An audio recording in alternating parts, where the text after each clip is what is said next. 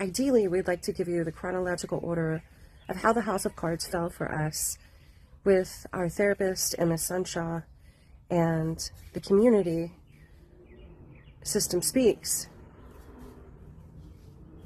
Yesterday, we shared with you the video with the image of the Crayolas, and that was the beginning whenever we challenged her lies and things began falling apart.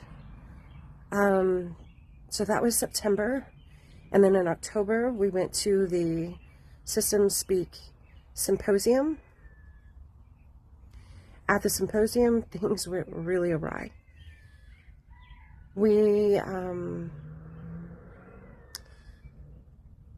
had a conflict with another participant within the group who wanted us to tend to her and care for her, but the things that she was crying about, literally crying about, was about being rich and about having money. Whereas I understand trauma doesn't occur to a class of people, but she was crying about being rich. And she had tears in her eyes.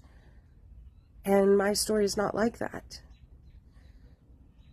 I didn't have any spoons to give her. The next day, we came back and she wanted to go around the table and ask everybody, how did we feel? Are we feeling settled about her being so upset and disgruntled and not participating in the friends evening that we had, bowling? And as she went around the table, everyone else was appeasing her, but I couldn't do it. I wasn't going to do it. I'm not going to caretake for somebody. I can care for you, but I'm not going to tend to you. Those are things that you need to do. We each individually have to tend to ourselves. So I wasn't having it. And I was angry, and I said some explicit things, saying that they were demanding my attention. The time that they had taken up was 25 minutes already. I paid for this symposium, and I'm trying to get my money's worth, and I'm also trying to get out the door. It happened to be the last day. So when I came home from the symposium, I had 3 back-to-back emergency sessions with my therapist, Emma, who was the facilitator of the symposium. Her cochlear implant wasn't working. I don't know. It was just really hard for me to tolerate that, yes, I can take care of myself, which I did, and was angry with that person. And we went back to the community and tried to talk about it whenever we thought that they were approaching a conversation about it. We misread the room, I don't know. And then we were like, just say what you're trying to say, spill the beans, and we used a throw up emoji, and then they got insulted. It was all crap. Why this person wanted so much of my attention and kept demanding so much of my attention, and every time I tried to repair or to fix it, I was being ignored. We agreed to do a Zoom together with them and the facilitator, Emma, and it had been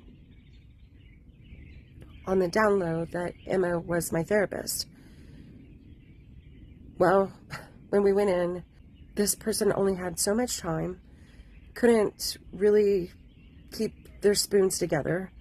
They said they didn't feel safe with me. I'm on a Zoom. You're on a Zoom. You live in Seattle. I live in Kansas City. How are you not feeling safe with me? What are you talking about? Let's have our therapist come and we can talk this through then. Okay. Wait, no. Emma's my therapist. Emma's here, but I'm not disclosing that. So yeah, it wasn't going to happen the way that they wanted it to happen.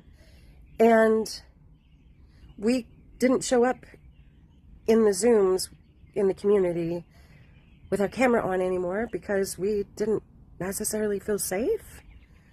Like, if they felt threatened by us, then we needed to hide, right? But also, we're here, and we're going to take up space. It was messy. It was really messy.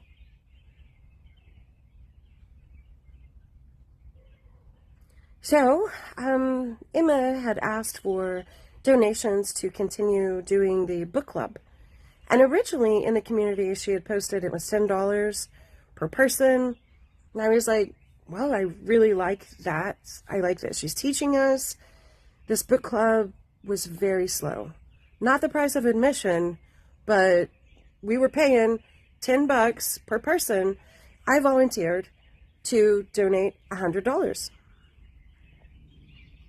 Another friend of mine had already covered the donations and was appalled at how Emma was asking for more money after the amount that they had given. Not my business to tell you. So we started talking, the friend and I, and they were like, you donated? You're her client. You're not supposed to do that. Wait, what? Ooh. But I didn't think that it really mattered because I had already listed my artwork in the gallery, the System Speak gallery of artists and creators within the community. I listed my work that is a commission that if anybody wants to buy, then 20% of the commission would go to System Speaks and the symposiums, just raising money for the community. Okay, there's the second moment that I was exploited. Well, after the symposium, after the October Seattle Symposium, I thought, well, hey, you know what we could do? Me and the friend, we could start looking for grants for Emma for the System Speaks 501c3. Emma agreed. It was not a big deal. Yeah, all we needed to do was create a spreadsheet for there in Washington, and she would look them up and she would apply for them. Okay. All right. Again, I was exploiting myself. I was volunteering my time. I was volunteering so much of my energy within the recovery group, promoting her on all of my imagination pages. And turns out that she had an Instagram for her S3C Foundation. Oh, a new 501c3. Okay. Confusing, but all right. Didn't tell me about it. I thought I was a member of the board, or a client, or a member in the community, or any of these things. Okay. Well, so I was exploiting myself. Emma was not forthcoming and saying, hey, Max, you can't do all of these things. It's not going to work. You can't do it for me and my therapist and my colleague and my peer. We can get other people to do it. Nothing like that was ever said.